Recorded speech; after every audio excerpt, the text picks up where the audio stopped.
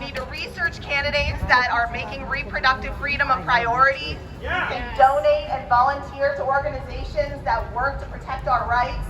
Or you can simply support small business owners, professionals, and performers, many of whom will be affected by what seems to be an inevitable decision by an out-of-touch Supreme Court. My name is Arroyo, I'm 40, and I'm a single mother to 11-year-old twins. I'll get into my personal story a little later, but first I want to bring light to something that's important to me that I think you ought to know. I'm a Puerto Rican woman, and as most of us are, I'm very proud of that. But if the U.S. government had its way, I wouldn't be standing here.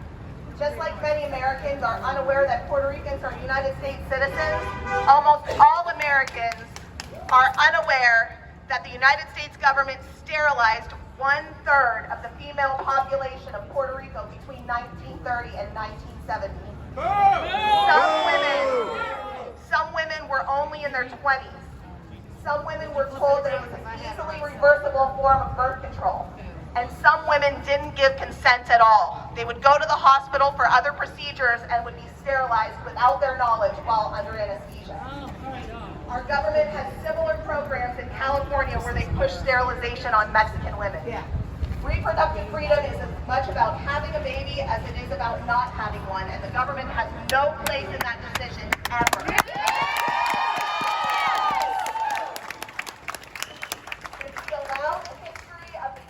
Our government has perpetrated on marginalized populations to be buried in books and never spoken, we will no doubt experience them again.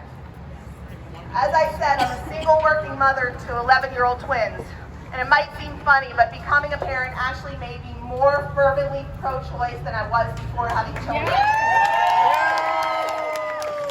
didn't know that I was having twins when I made the choice to keep my unexpected pregnancy. I was in the middle of getting my degree. I waddled around YSU's campus, giant and pregnant, sitting in the desk sideways when I could no longer fit normally. I went to school through spring semester in May, had the twins in June, and went right back to school in August, lugging them in and out of Little Penguin's daycare on campus every day to go to class. My son was born with a cleft lip, so there have been multiple surgeries to contend with over the years, not to mention all the specialist appointments. Becoming a parent completely transformed my life. It's been beautiful, but it's also been incredibly hard, especially not having my own mother to go to for advice since she died when I was 11. Ironically, the same age my kids are now. But I chose this life for better or for worse, and I wouldn't change it. Once you have kids, you realize pretty quickly that parenthood is a very specific lifestyle, and it's not for everybody. And that's okay, trust me. We parents need childless friends and family members. You guys make the best babysitters. I joke, but this is serious business. I am terrified. I'm terrified for my daughter and every other person in this country that still owns a functioning uterus. You can't take organs out of a dead body to save someone's life without consent. Women in this country are about to have less rights than a dead body. And speaking of death, pregnancy is a life-threatening condition. The United States has the highest pregnancy-related mortality rate of any developed nation. 700 women die every year from pregnancy or childbirth. That's about 2 women every single day. And if you're Black or Native American, you're 2 to 3 times more likely to die than a white woman. Obstetrics and gynecological care in this country, particularly in Ohio, is already dismal. Forcing unwanted pregnancies to be carried to term will absolutely cause more people to die. And what about the people and babies who survive? What kind of country will they be living in? A country that has no mandated family leave, so that parents are forced to go back to work immediately after a child's birth, leaving no time for recovery or bonding.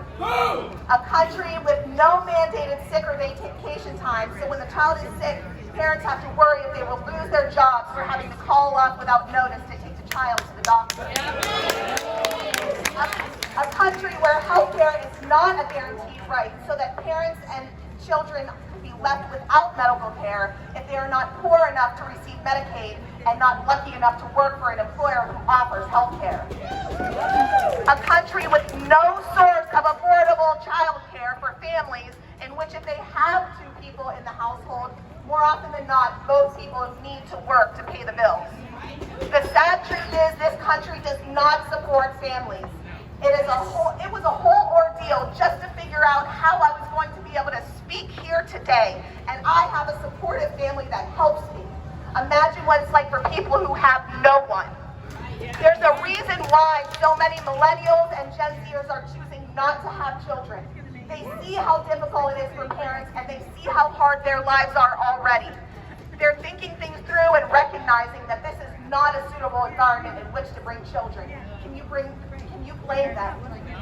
But honestly, you guys probably already know this stuff. You're here, you came. Thank you for that. But rallies are just the beginning. It's time to organize. Don't leave here with a sense of satisfaction. Leave here with a sense of determination, asking yourself, what can I do next?